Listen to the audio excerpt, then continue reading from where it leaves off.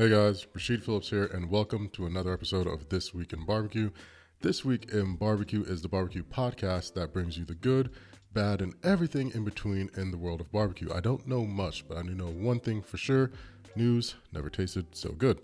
So, without any further ado, I'd like to dive right into some of the amazing news this week, some that I've been able to experience personally myself. So, let's get into the first story here. First up, we've got Kingsford has released a new series of flavor booster briquettes charcoal. What's a flavor booster briquette charcoal? Well, it is charcoal that's made out of real herbs and spices, infused and compacted down and concentrated, that you can add to your grills, your Kamado Joes, your master grills, anything that takes coal or lump, you can put it in there. Now, what makes these great is it's actual herbs. Like I saw them myself. They're milled in there, and they actually give off amazing aromas and scents during cooks. I was fortunate enough, and myself and This Week in Barbecue were fortunate enough to be invited over to the Home Depot across from their corporate office, and they were actually showcasing an event with Kingsford displaying these flavor enhancers, these flavor boosters. They've got some cumin ones, some rosemary ones, some garlic paprika, garlic thyme, and they had little sets where you can try it out if you guys are following us on Instagram. And if you're not, you definitely should. It is This Week at Barbecue, or This Week in Barbecue on like all social platforms. This Week in BBQ on Twitter. Sorry, shameless plug. But if you guys are following along, you saw the setup, the giant monster truck van that they had, along with the tiers of flavors. That was really amazing. The air smelled so much like these spices. So for those of you who are trying to find a way to kick up your barbecue game, to take your food to the next level without getting too crazy, I definitely recommend picking up a bag. Try them out. They've got 3 great selections for you to choose from. I'll have a little bit more information there in the show notes, but it was a great event. I'm honored. Thank you guys, Home Depot, Kingsford, for inviting me out. It was really cool. Food was flavorful. So yeah, that's the first bit of information here, and first bit in our news episode this week. All right, now next up in This Week in Barbecue that I've been lucky enough to experience firsthand, I want to give a giant shout out to the Navy and my buddies, the Blue Angels. Thank you guys so much for having me out to kick off your air show that you guys did here in Vidalia, Georgia. Had an absolute blast. Yes, that's Vidalia, just like the onions. It was amazing. Got to surprise the troops and feed them, and this was just so monumentous for me. It's right up there with flying with them, which is just great. I love that experience. Shout out to us just for taking me up. This was just a fun event for me because there was no corporate backing, no title to it, no nothing. This came from the heart. I wanted to say thank you, not just to the Angels, but to their crew chiefs, to the troops, to everybody that makes these shows amazing. You guys give so many smiles and good emotions and feelings, and I promise you, if you've never been to a show, get to a show, sit next to the kids, right? When those guys step out, when they come up, those kids are roaring louder than any jet in the sky. I guarantee you, I saw it firsthand. It just brought a smile to my face, and it's because of that smile I wanted to bring a smile to their faces. So my guys and I, we stayed up all night. We made some briskets, some pulled pork, brought it over, surprised the troops. They didn't even know we were coming, but you could definitely smell the barbecue in the air. And everyone ate. I mean, they smashed it, second, thirds, fourths, and fifths even. I heard from my buddy Chewy that the additional brisket that was supposed to make it back to Pensacola didn't even make it out of the debriefing room. So, guys, owe you guys a couple more briskets. We're going to do it again, November, Peachtree City. If you're listening and you're in and around the Atlanta area, make sure you come out for that event. I believe it is November 3rd through the 6th, or 4th through the 6th. Either which way, make sure you're there. Hit their website. I'll have it in the show notes. But guys, had an absolute blast. Chewy, Whiskers, Commander, whole crew, all of you guys, thanks so much for the love and making me feel welcome, putting on a great show, And I'm telling you, what you guys do for the community is worth it. So as long as you're touching down in Georgia, I'll always make sure you guys are properly fed. And as a thank you, myself and Masterbuilt, we're gonna gift you angels some rigs so you can smoke at home on the very few days that you have off. And I've called and made a couple of contacts, and we've got some coal and some fuel heading to you guys as well. Just a little thank you from me to you, just to show my level of appreciation for all you do and all the smiles you bring across the country everywhere you go. So good on you guys, and that was definitely a highlight for me in This Week in Barbecue. Now, next story. We all know there's a long, rich history in barbecue, which is oftentimes forgotten and not displayed. But what if I told you a town realized that, and they've literally created a whole museum to pay homage and to inform those around them and in the community and elsewhere actually about the level of impact that barbecue has had on their town and their community. Well, that's exactly what's happening when the town of Ayden actually opened up and created a complete barbecue display. The Ayden Museum, they've displayed their barbecue roots for everyone to come and see and to learn and understand just how important barbecue was in crafting that town and the community. They're such a barbecue town that they even talk about barbecue in church. And I quote, "I remember one of the first things the ladies asked me when I went to church was if I tried Burns barbecue yet. The towns down here are all about barbecue." Could you imagine sitting in the pews, thumbing through your Bible, getting ready to drop your tithings, and your person sitting next to you, "Hey, you tried the barbecue down the way?" Now that's a church I want to go to. The Church of Smoke, the Church of Barbecue, Holy Smoke Rollers. That's what it would have to be. But I think it's great that this is happening, and I think it needs to happen far more often than it is right now. I think a lot of communities, not saying every single town, but I think a lot of communities definitely need to pay homage and at least aid in telling the story, create a place for people to come and visit. This location, they actually put on a full display and did a whole night, and it's there. They had people painting, and they made it interactive, painting wooden pig statuettes. They've got classic cutting boards and butcher blocks and knives that were recovered, some of the neighborhood sauces. So they're putting things in that people can visit and see up close and personal, but also purchase and take with. That also brings the funds back into the community to allow it to grow. There's a lot of missed opportunities, a lot of untold stories, and a lot of names that are slowly being forgotten in the history books in the world of barbecue cooking and progress that's been made. You have places and companies and entities such as Kingsford, which is doing the Preserve the Pit program with mentors such as Brian Furman, Kevin Bledsoe, and so on, working in conjunction with Dr. Howard Conyers to allow the stories to not get lost in history, but give other people the opportunities to craft and create their own stories. So seeing this type of story was really amazing. And they do these events, and I think the next one they're doing here is May 7th. If you're anywhere near Ayden and you have an opportunity, make sure to check out their museum. I'll have more information and a link back to this particular story in the show notes, but that's just gotta warm your heart a bit to see something like this happen. And I would love to see this happen in the heavy bangers in the towns that everyone's talking about. Memphis, Kentucky, Austin, Houston. Everyone's saying, they're the capital of barbecue. Let's get more barbecue museums and history told before it's completely forgotten and those who remember it can't tell us anymore. But this is a great story, and it's definitely one you guys should read.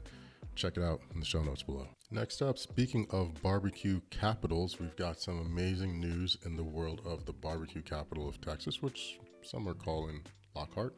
Who knew? But this bit of news comes from a set of I don't even think they're fabricators, just artists of metal, at least in my eyes anyway. Millscale Metalworks has just recently acquired 1.3 acres next to the Cruise Mart building in order to build a new 10,000 square foot facility so that they can continue to create their renowned custom barbecue pits. If you have no idea what I'm talking about, you have been living under a rock, and you need to get on Instagram, Google, and just punch in Millscale Metalworks, and you will see the beautiful pits and rigs and asado crosses and Santa Maria grills and everything that these guys are building. I mean, what is it, like a Bentley or something takes a year to put together because of the fine craftsmanship. These guys are building the Bentleys of the Rolls Royces or whatever high-end car. I don't know high-end cars. I'm like 6'7". I'm a mini giant. I don't fit. That's why I drive a pickup. But you get the point. They craft beautiful machines, beautiful rigs to cook on. And I'm not going to lie, I've been getting that itch again. You know, that little need a new rig itch. And I've been sketching out a nice double barrel 250 gallon reverse flow to tow, you know, for, you know, events and charity and such. And I'm really thinking about having the guys whip that up for me and craft it. I just love their attention to detail. Just you can see the subtle nuances that every rig and smoker is different and has a character of his own. So wanted to share this news because I'm a fan first and foremost, hoping to be a customer very, very soon. My buddy Matt Pittman, he's got his rig and he's loving it, rolling smoke. Congratulations, Matt. I think you're actually doing a class today as I'm recording this, and I'll drop that information when he releases his next class for you guys. But congrats to you guys over at Millscale, man. You guys make beautiful rigs, so well done. And I love to hear that you guys are growing literally and expanding, because that means the wait time should hopefully cut down a bit. But I'll drop the link to this and to their Instagram so you guys can check out their amazing work in the show notes below. All right, so are you familiar with the name Chris Blatchford? No, I wasn't either until I came across this article, and it literally stopped me in my tracks because Chris is a vegan barbecue pitmaster. Yes, vegan with a V, I suppose. Chris is making barbecue, and I want to quote this exactly as he says. Where does he say here? He says he wants to make barbecue so good that even a meat eater can love it. And well, dang, this sort of started years ago, about 4 or 5 years ago.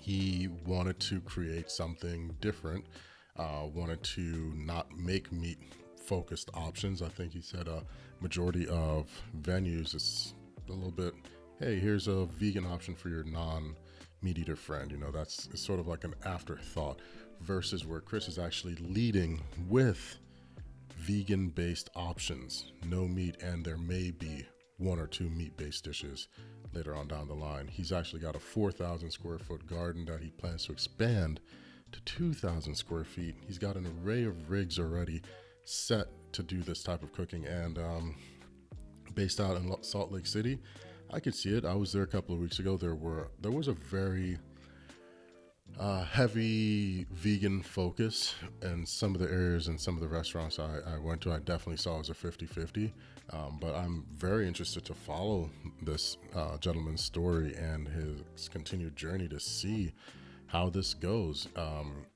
I can understand the reasoning behind it. You want to create vegan options, you know, outside of just your smoked jackfruit or your sides or stuff. So I'm going to delve into this because I've been asked a lot for vegan options, but I don't do vegan cooking a lot, not intentionally anyway. I'm just being perfectly honest. That's not my wheelhouse. I try to stay within my wheelhouse, but that doesn't mean I don't have the yearning or don't have the desire to learn something new. So Chris, good on you for doing this, you know.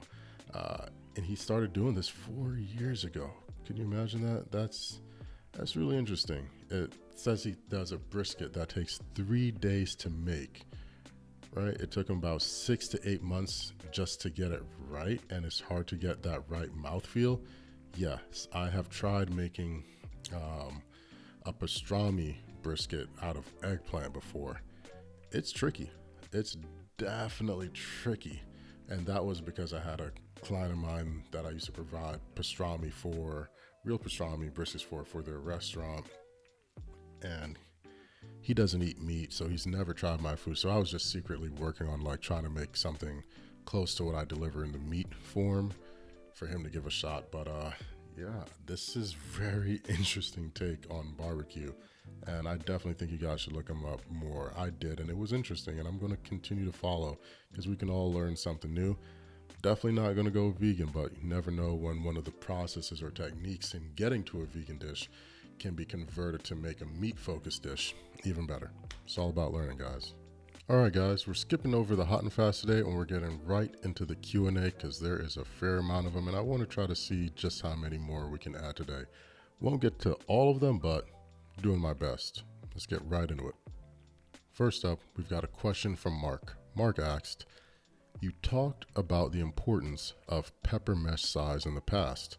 What about brown sugar or garlic size? Mark, good question. Thanks for submitting, bud. And thanks for the continued question. I think I've answered a few years before. I want to let you know I see them and I do the best I can. I definitely appreciate the support. Regarding to granular size for certain items, it really has to focus on the short answer I gave online, the heat, the temperature, and the time. Right?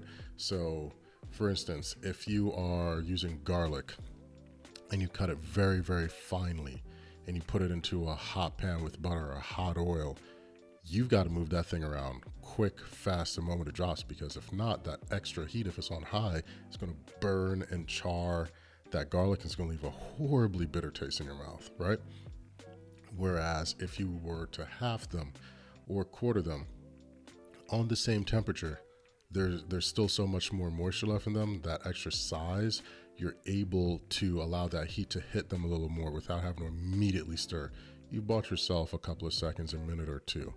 Now, if you bring that temperature way down, you leave those cloves whole after you take the skin off, barely have anything. You can brown your butter, get that nice nutty garlicky flavor to it. Same thing with your brown sugar. I personally don't focus too heavily on trying to sift down and get my granules too small for brown sugar, because with brown sugar I'm always going at a lower heat and slowly ramping up. For instance, when I'm making glazes, Easter just passed, so I did a nice brown sugar bourbon glaze where, stick of butter, half cup of chicken stock, let that melt down together, then slowly added in a cup of brown sugar, low heat, and just kept stirring and stirring and stirring until it broke down and it wasn't grainy anymore and had a smooth consistency. And yes, you can do it on high heat, but you get that burnt, that char, that acrid taste, and that's not something you really want. I think if you're going to go finer granules, if you're going to go finer minces for herbs or garlic or anything like that, keep in mind the temperature of which you're adding those finely cut pieces to. Always try to start a little lower and work your way up if you can, especially if you're making sauces. And if you're doing reductions too, there's some that you can do very fast, but you've got to be attentive. You can't do anything else. It's sort of like making a roux. There's some guys that can knock a roux out real quick. I mean, that pan is piping hot and they're just going at it. There's others that you just need to take it slow because you're just not used to it yet. Whichever route is yours, it's just practice and failure along the way. And my advice, always take some notes. But Mark, I hope this answer helps out a bit, and I appreciate you asking the question, brother. Next, a good question from CK Cumber. Asked, in a standard offset, what do you cook on the third of the smoker that is closest to the firebox? Is it lost space? That is a solid question.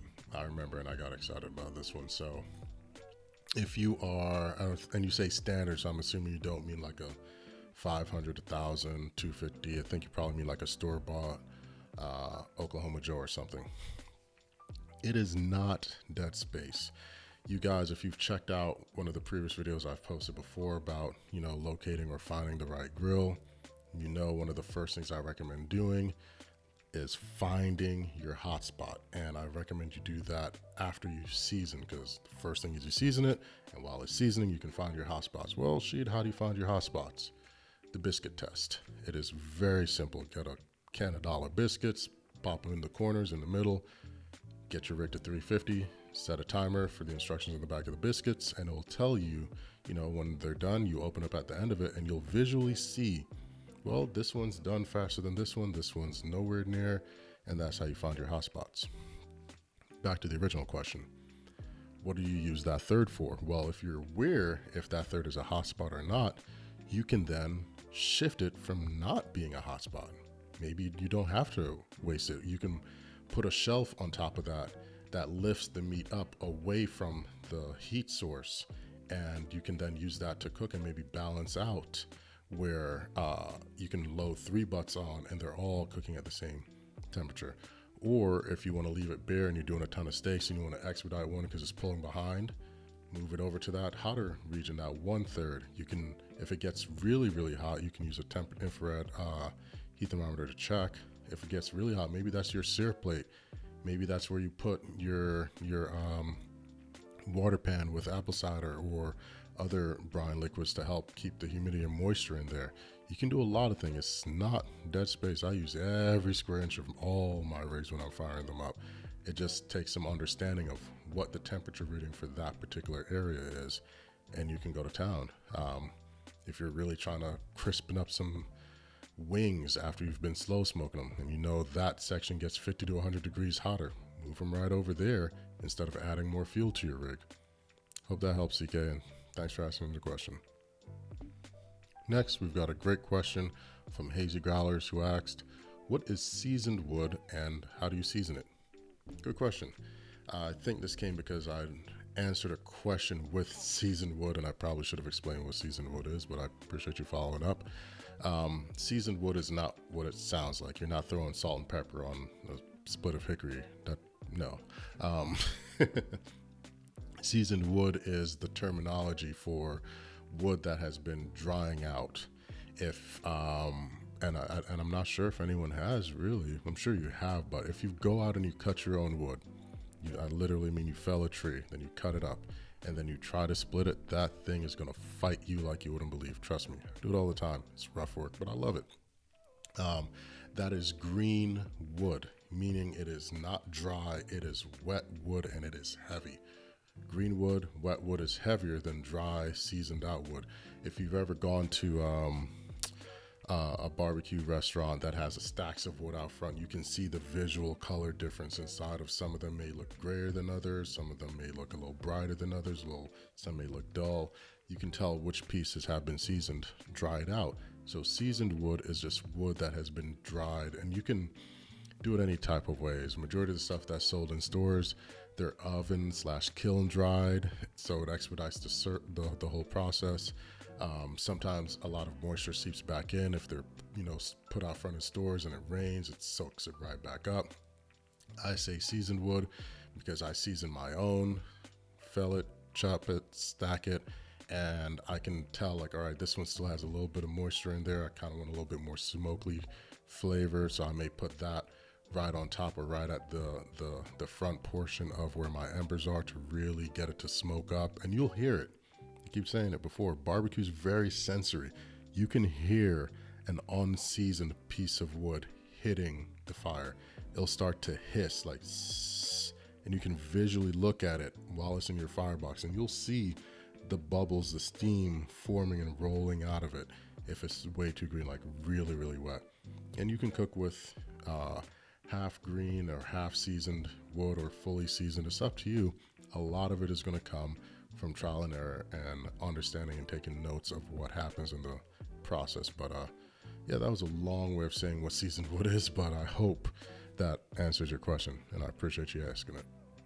Next, we've got a question from Gato, who asked, what's the best combination for a hamburger? I think maybe he's talking about the meat ratio, perhaps. Well, I don't think I've 100% nailed down a classic hamburger yet. I'm always trying something new. I literally, the other day, just tried doing some 80-20 and then filling the 20 with the jerk pork sausage that we used for my pop-up a couple of weeks ago, and infusing that. And I like the taste, I like the end result, but I wanted to work on getting the overall consistency. I've got a acquire a few more tools. I think if you're really trying to dive in to hamburgers, you're going to want to play around with certain things. I wanted to get a new blade for my food processor to whip that thing around and get it mixed in more. I didn't want to take out my typical meat grinder when I was being lazy, and I didn't have it prepped. I didn't have it cooled and chilled down or anything to run it through easily. So, that's why I sort of have the meat processor on the way to quickly, or the food processor to go through it rather quickly. But I think one of the best combinations is going to be a healthy amount of lean meat with fat and flavor.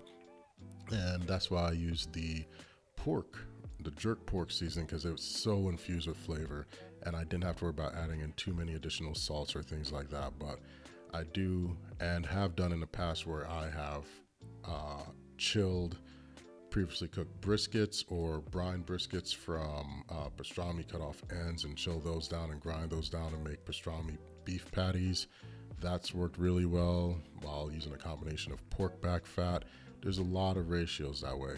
Don't know if this is the exact answer you're looking for, but I can say experiment, start with different weights, really make sure the fats you put in there balance and work with the lean cuts that you're going to have as well. Certain meats, like if you're just going to do pure turkey, remember, turkey's fairly lean. You're going to want to lean a little bit heavier on the type of fat that you're using and make sure it's a good fat as well. Thanks for the question. I hope this answers the question and hope it helps. Next, we've got a question from Justin, who asked, when cooking a full pack of brisket, how do you keep the flat moist? Seems like a lot of people have this issue, and I've had it before when I started making briskets. It's very, very tricky because you sort of follow that rule of thumb, like you just want a quarter or an eighth of fat all around, blah, blah, blah. Trim it however you want, brother. Trim it however you want. Trim it however your rig works. I personally trim low on my fatty and lean heavy on my flat because I know it's going to tend to want to dry out more. You can try different techniques such as wrapping it in foil a quarter way through the cook so that it's not drying out too much. You also, and I think this is probably the most underutilized tip, right? Rotate it. That simple. Rotate your meat. Make sure you're tipping it so you don't have any pooling, but it's okay to rotate your brisket as it cooks. If you're aware of where your main heat source is coming from, if you've trimmed it fairly well and you see how it's cascading, rotate it throughout the cook sometimes so that it's not constantly going to be getting fully beat down like that. That is perfectly fine. Keep playing around with it. Maybe you add a water pan in there. I know some guys who cook their briskets on cardboard. There's a lot of different ways to get around it and find a result that you like. Those are just some of the tricks I've used in the past. But what I do now is I set myself up for success before it even hits the rig. I trim a little heavier or trim lighter on it so that there's a thicker coat of fat. So as that fat's rendering down, it's basting and it's adding additional moisture to it. And I flip and tip and make sure that there's no pooling so I still get a good bark. And very, very important, after you do all of that work and it's rested, make sure you rest it because that too is very important. Make sure you are slicing it properly, right? Against the grain, and importantly, not too thick. You can't cut a lean the way you cut your fatty, right? Make sure you're cutting it properly, and because that's going to help with the moisture retention as well. But those are just some of the tips I've got for you. You got to get out there and practice and fail a few times and realize what worked and didn't work for you. But hopefully one of those many tips helps get you a little bit closer to an end result that you're proud of. Appreciate the question. Next, we've got a question from Sarvi Q, who says, saved some tallow from my last brisket. What can I do with it? Well, tallow, for you guys who don't know, is to render down fat. What to do with it? I use it for everything. I use it if I'm making eggs. I use it if I'm sauteing vegetables. I use it if I'm working on a sauce, or if I'm building a roux. You can use it for so many things. Wherever you would put oil or butter or any fat, use it there. Maybe you smoke it and infuse it with some herbs and spices so that it really has a nice aromatic and flavor senses to it. Beef tallow is very versatile. You may have now seen a lot more people being public and open with the fact that part of their wrapping process for briskets is coating it with some rendered down tallow and then wrapping it so that moisture is retained in the brisket throughout the cook. Not a secret, just now people are aware that that's the thing to do with it. Instead of throwing away your scraps, which I've mentioned numerous times, you got to do your barbecue math, people. Don't throw away your scraps. Try to utilize as much of the stuff as you can, and nothing gets tossed more on a brisket than all the trimmings that are done. You take that thick deckle off, that's a couple ounces of amazing tallow right there. So save those trimmings, chop them up, put them in a cast iron, check it on the smoker, sift it as it renders, put it in a jar, let it cool, and you're welcome. Hope that helps, but I definitely appreciate the question. Geo1 asked, butcher paper or foil when the pork butt hits a stall? I don't think I've ever had a pork butt hit a stall. I'd like to know, are you using bone in or bone outs? I use bone ins because that bone becomes a heat conductor, and I'm very certain that's what aids in me avoiding a stall. But I've never actually hit a stall with butts like that before, even starting out. But you can use either one. If it's a stall, you can wrap it in foil fully. I don't care if they want to call it a crutch or whatever. Do what you have to do to get to the end result that you are proud of. I personally, if that would ever happen, would just take a piece of foil and tent it. Not fully wrap it, just tent it so that it's forcing a nice convection format of air around it to maybe pump up the temperature. Or I'd find out where the hot spot on my rig is and move the butt to that rig without adding any additional fuel to my rig. I just know, hey, well, if I go to the left over here like a foot or two, that it's an extra 50 to 75 degrees. I'd put it over there for a while and see if it breaks. Hope that helps, bud. Next, we've got a question from Tobias, who asked, I love chicken and bacon in my mac and cheese. Who doesn't? Who doesn't, Tobias? Your favorite combination for this dish? Right on. Much appreciated, bud. You've got your typical pops into everyone's head, your lobster mac and cheese and what have you, but challenge you guys. Challenge you. I haven't seen anyone do this. I'm sure it's done out there, but I haven't seen anyone do it. My favorite combination for mac and cheese, and my sisters will attest, is cornbread mac and cheese. I make a mean cornbread mac and cheese muffin. It's really good.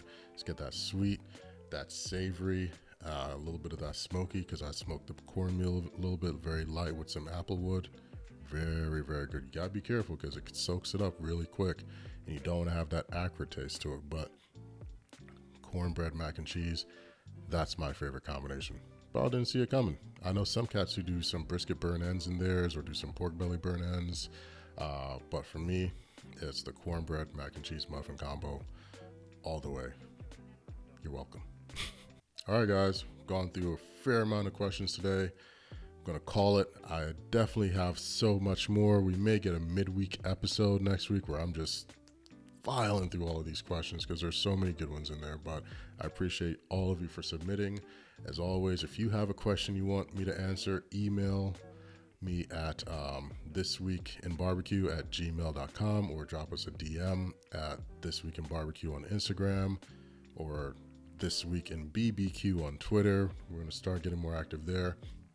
If you haven't already, please like, subscribe, and share with 2 buddies this episode. And I would appreciate a rating on Apple Podcasts or Spotify, or however you're listening to me.